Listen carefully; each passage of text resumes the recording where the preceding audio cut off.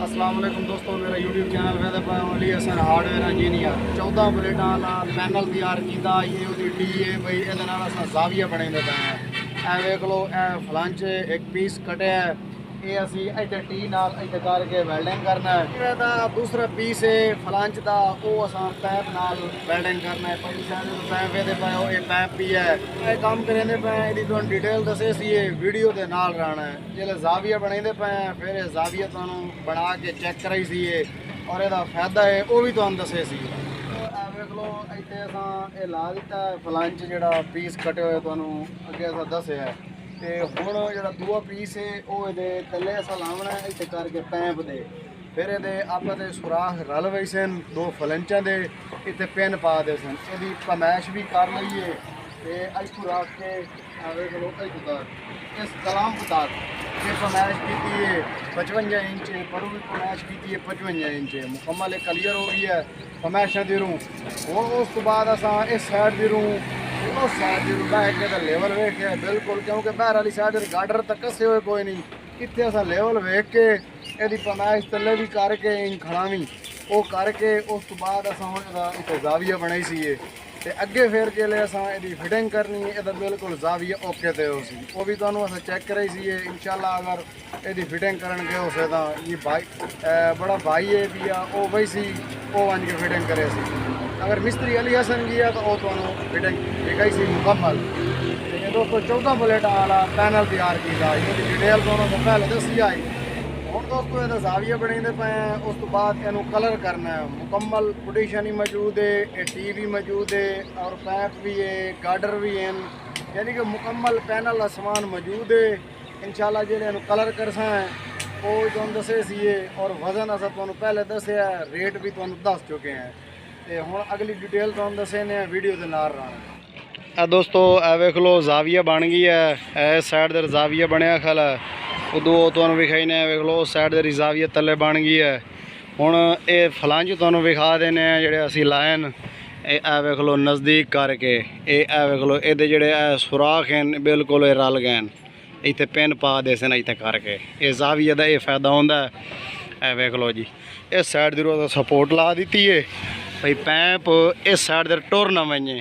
वेख लो इस साइड की सपोर्ट ला दी है। ए दोस्तों ये मुकम्मल हूँ क्लीयर हो गई है। इनू पक्का वेल्डिंग इनू भी करेने, उन्होंने फलंचन भी पक्का वेल्डिंग करेने। ये क्लीयर हो गई सी, ये सेंटर च ही हो वजदा, वो भी तुम पहले दसिया पर जाविया हो वजदा, उरा ही जाविया हो वजदा। ये मुकम्मल क्लीयर हो गई है। तो हुण इंशाल्लाह इनू वेल्डिंग करके फिर जो कलर करे सी उस टाइम तुम दसे सी मुकम्मल पैनल विखाई सी। ये 5 का पैप है, पहले दोनों से डिटेल दसी है। वेख लो जी कलंप भी 5 का है, पैप भी 5 का है। तो फलंच असी 6 दे लैन ओनू पीस कट के जिमें ए फलंच खला ए वेख लो जी ये लगो है इस तरीके हाई वो सुराख कट के फिर असा ये लैन इतने जाविया वास्ते। यदा ये फायदा होंदा है नेरी तूफान दे विच ये पिन पा दियो बिल्कुल सेंटर च खला रह वैंदा पैनल और तले उथे पिन पई सो तो वो भी उत्ता ना निकल सी जो पुटिशन दे विच पै वई सी ओदा वो फायदा होंदा है। ये मिस्त्री अली हसन तैयार कर रहा है, अड्डा फतेहपुर तहसील अहमदपुर सियाल ज़िला जंग। जै भाई तैयार करवाना है पैनल ट्राली वो आर्डर दे के तैयार करवा सकता है। बहुत ही मजबूत काम करेंदा और जिम्मेवारी का। ए वेख लो जी देख सकते हो 14 प्लेटा वाला पैनल कलर करेंदे पे। वेख लो जी थोड़े सामने ये पुटिशन भी है, ये टापा भी है, ये पैप भी है, चैनल पैन गार्डर पैन, ये सारा समान जो जाविया बनाया आई।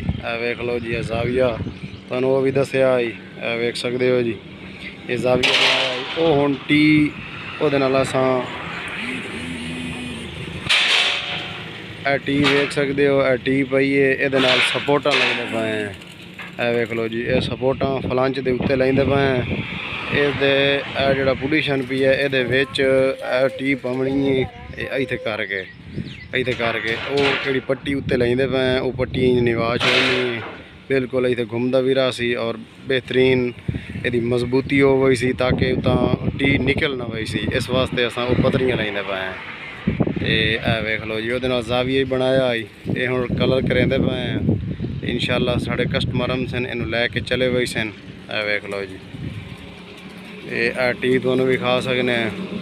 ਇਹ ਦੂਆ ਪੈਨਲ ਤਿਆਰ ਕਰਨਾ ਹੈ, ਉਹਦਾ ਸਮਾਨ ਵੀ ਬਾਹਰ ਆਇਆ ਵੀ ਹੈ। ਇਹਨੂੰ ਕਲਰ ਕਰਕੇ ਉਸ ਤੋਂ ਬਾਅਦ ਪੈਨਲ ਬਣਾਉਣਾ। ਇਹ ਆ ਵੇਖ ਲਓ ਜੀ, ਇਹ ਪੱਟੀਆਂ ਲਾ ਰਹੇ हैं इस साइड दे, इधर भी वेल्डिंग हो रही है। ये कलर मिक्स हो के इधर कलर करना है। ए वेख लो जी, शाबाश शाबाश शाबाश, हिम्मत करो, जल्दी करो, मिनट लाओ। वेख लो ए समान 14 प्लेटां वाला जो पैनल है उन्होंने कलर भी किया है, तैयार भी किया है मिस्त्री अली हसन। ए वेख लो हुण लोड भी करवाया रश्के थे। ए वेख लो थोड़े सामने लोडिंग हुई खली है। ए पोजीशन भी है, ए टी पई है, ए क्लम्प भी है, ए पैंप भी है, ए गार्डर पैन, चैनल पैन, उस तो बाद ए सरिये पैन।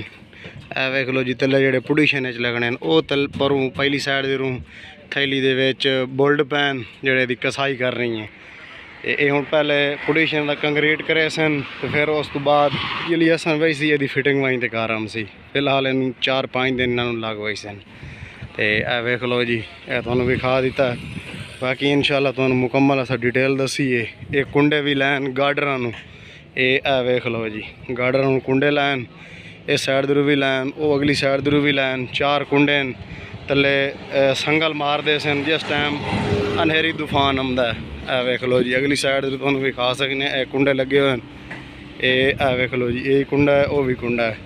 ये मुकम्मल क्लियर हो गई है। ये वेख लो जी, ये हुण रश्के ते समान लोड हो गई है। भाई होरी लैके जा रहे हैं। ए वेख लो जी। तो दोस्तों वीडियो अच्छी लगे तो लाइक करना है, साढ़े चैनल को सब्सक्राइब करना है। मिलते हैं इंशाल्लाह किसी नेक्स्ट वीडियो में, तब तक के लिए अपने भाई को दिए इजाज़त। अल्लाह हाफिज़।